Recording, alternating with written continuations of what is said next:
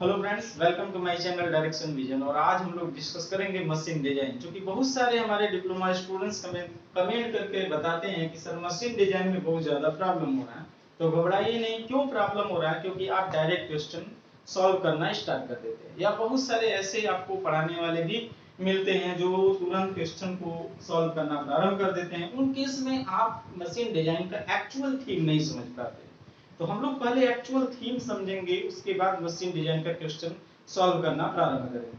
हम इसके पहले वाले वीडियो में, जो अभी वीडियो मशीन डिजाइन पर दिया गया था, उसमें डिप्लोमा स्टूडेंट्स के लिए कुछ टॉपिक डिस्कस किया गया था। जो आईआरटी का स्टूडेंट्स हो, चाहे यूपी गवर्नमेंट वाले स्टूडेंट्स हो, कोई भी हो, एटलीस्ट उतना जो टॉपिक है सभी सेमेस्टर, यानी कि आप डिप्लोमा इंजीनियरिंग में हो, तो आप चाहे यूपी गवर्नमेंट में, चाहे इंडिविजुअल किसी आईआरटी में है, तो जाहिर सी बात है उतना आपको टॉपिक पढ़ना ही होगा।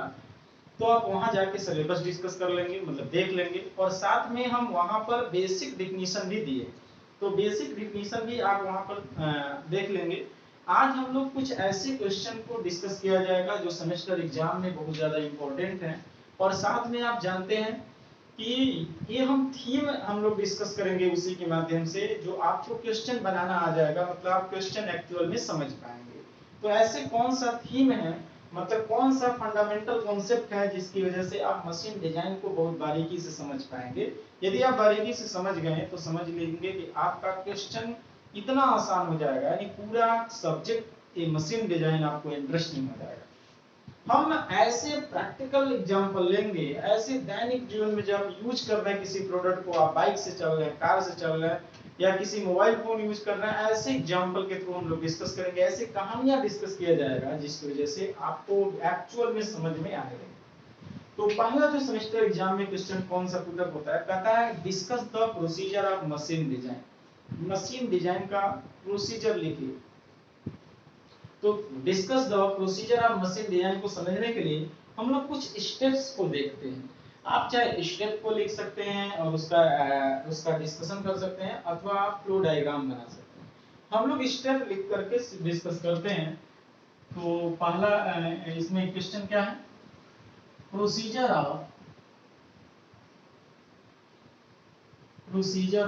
Machine design.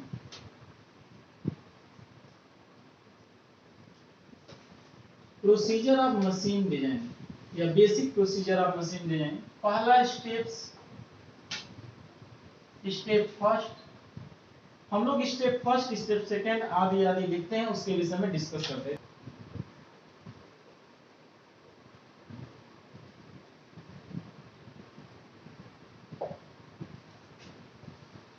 तो ये हमारे पास जो स्टेप है basic procedure of machine design का, पहला स्टेप है मार्केट सर्वे। मार्केट सर्वे का मतलब होता है कि किसी प्रोडक्ट को बनाने से पहले हमको एक कॉन्सेप्ट लेना पड़ता है कि कौन से प्रोडक्ट को बनाया जाए, तो इसके लिए हम सर्वे करते हैं।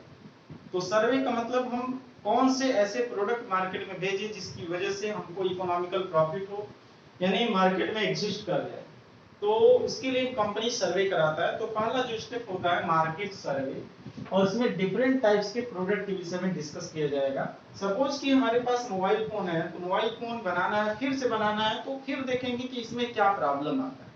उस प्रॉब्लम को हटा करके फिर हमको अलग प्रोडक्ट डेवलप करना है, मतलब उस प्रॉब्लम को रिजॉल्व कर देना है।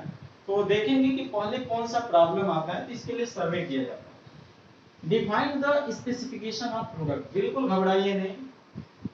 Define the specification of product का मतलब होता है किस प्रकार की उसकी विशेषताएं क्या हैं। जैसे सपोज कि मोबाइल फोन लेते हैं तो बहुत सारे स्पेसिफिकेशन होता है कि इसकी रैम कितना है, और इसका प्रोसेसर क्या है, इसमें कैमरा कितना मेगापिक्सल का है, आदि आदि बहुत सारे इसमें स्पेसिफिकेशन होता है किसी प्रोडक्ट में। ऑटोमोबाइल में भी जानते हैं तो बहुत ज्यादा लंबी सीट होती है इसकी स्पेसिफिकेशन का, कि इसमें कौन कौन से प्रोडक्ट हैं, मतलब कौन सी ट्रांसमिशन सिस्टम कौन लगा है, चेसिस लगा है, आदि आदि, ब्रेकिंग सिस्टम, क्लच।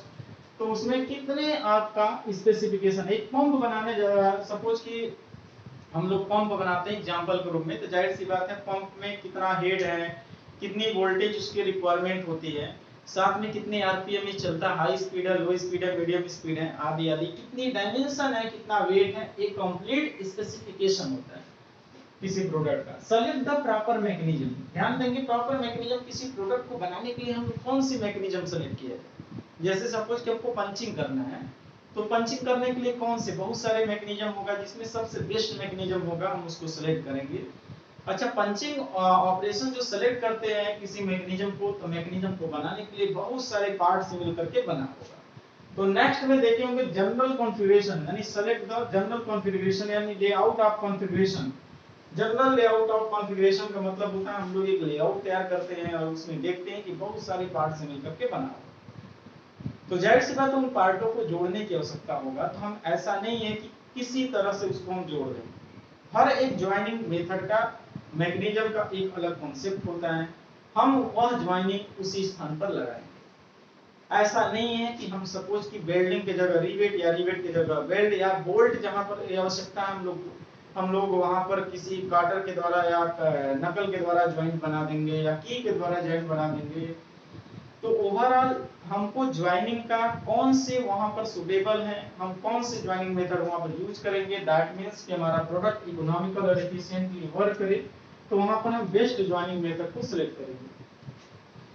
उसके बाद हम design the individual component. Design the individual component का मतलब एक फॉर एग्जांपल के रूप में फिर से हम लोग डिस्कस करते हैं, बहुत सारे कंपनी अलग अलग प्रोडक्ट बनाता है। जैसे आपको मोबाइल में आप बहुत सारे प्रोडक्ट्स के मिलकर बना होगा, एक सिंगल प्रोडक्ट, सपोज टायर बना होगा, उसका व्हील बना होगा जिसको रिम बोलते हैं, रिम। और साथ में आपको इंजन में गए होंगे तो कोई पिस्टन बनाता है, कोई सिलेंडर बनाता है, कोई कैम बनाता है, तो कोई सिलेंडर हेड बनाता है, या कोई क्रैंक बनाता है, कोई सिर्फ कनेक्टिंग रॉड बनाएगा, या सिर्फ कोई चेसिस बनाता है, कोई क्लच बनाता है, कोई ब्रेक बनाता है।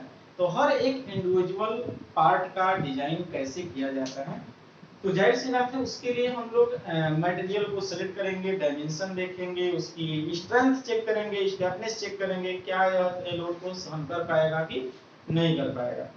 तो सहन करने वाला, न करने वाला, वीडियो फर्स्ट में बेसिक डेफिनेशन में जाएंगे, वहां पर समझ जाएंगे कि लगाया गया जाने वाला भार, लगाए जाने वाला बल उसके आंतरिक प्रतिरोधी बल से यदि कम है तो हमारा कोई भी कंपोनेंट सेफ है। तो हम पहले सर्च करेंगे कौन सा लोड कहाँ लग रहा है, उसके अकॉर्डिंग हम मटेरियल को सिलेक्ट करेंगे। फॉर एग्जांपल के रूप में फिर हम लोग डिस्कस करते हैं, सपोज कि एक ऐसे पार्ट को हम देख रहे हैं मशीन में जहां पर शेयर लग रहा होगा, तो हम ऐसे मटेरियल को सिलेक्ट करेंगे जो शेयर में सबसे ज्यादा मजबूत होगा। एक ऐसा पार्ट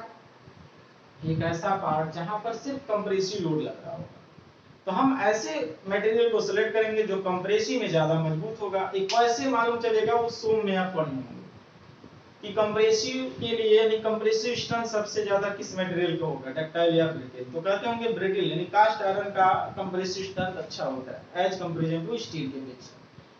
तो जाहिर सी बात है जिस मटेरियल के लिए जिस लोड को रिक्वायरमेंट होगा वही हम मटेरियल सेलेक्ट करेंगे। हमको कुल मिलाकर के सेफ बनाना है, मतलब लोड दिया जाने वाला उस पे लोड हमारा सेफ रहे, मतलब फेल ना हो। हम फेल्योर मोड बहुत सारे देखेंगे, बहुत सारे फेल्योर मोड इसमें हम लोग देखा जाएगा कि फेल्योर मोड क्या होता है। सपोज कि जैसे आप चला रहे हैं साइकिल, उसकी चेन उतर जाता है तो जाहिर सी बात है फेल हो गया, तो चेन टूटता नहीं है फिर भी आपका फेल हो गया क्योंकि उसके द्वारा मैकेनिज्म ऑपरेट नहीं हो रहा, मतलब साइकिल चला नहीं पा रहे हैं, तो जाहिर सी बात है ये भी एक प्रकार का फेल्योर मोड है। चैन कब उतरता है उसमें स्पोक से, जाहिर सी बात है कि उसका चैन ढीला हो जाएगा, ढीला हो रहा होगा, यानी एक फेल्योर का मेथड होता है। Permanent elongation is the mode of failure. Similarly chain टूट जाता है, दैट इज द फ्रैक्चर। तो ओवरऑल बहुत सारे फेल्योर की मोड हम लोग इसमें डिस्कस करेंगे कि design the individual component. Next आपका आता है proper assembly and detail drawing. उसके बाद हम लोग असेंबल करते हैं और एक ड्राइंग शीट पर उसको ड्राइंग तैयार किया जाता है विद द डायमेंशन के द्वारा। उसमें लिमिट एनालिसिस दिया जाएगा और साथ में लिमिट एनालिसिस के बाद साथ में उसकी कंप्लीट स्पेसिफिकेशन डायमेंशन के द्वारा करते हैं। और इस प्रकार से हमारा कंप्लीट प्रोसीजर होता है मशीन डिजाइन का।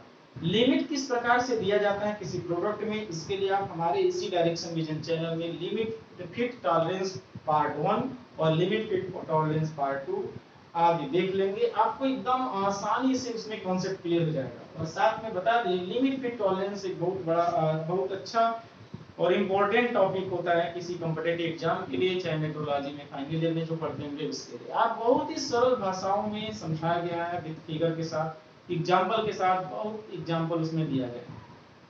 आप एक बार समझ लेंगे, लिमिट पे टॉलरेंस समझ में आ जाएगा।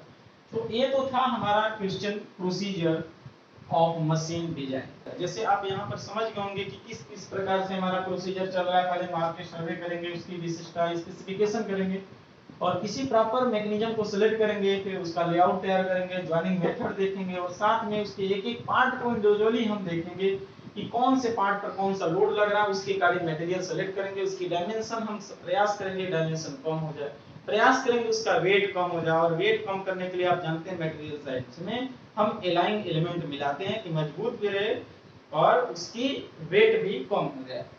तो साथ में नेक्स्ट आपका prepare the assembling and detail the drawing. ये तो था क्वेश्चन फर्स्ट। और क्वेश्चन सेकंड के लिए आप बिल्कुल हमारे इसी चैनल में आप बने रहिए, चैनल को सब्सक्राइब कर लेंगे, लाइक करेंगे, बिल्कुल आपको मशीन डिजाइन का सेकंड क्वेश्चन हम लोग डिस्कस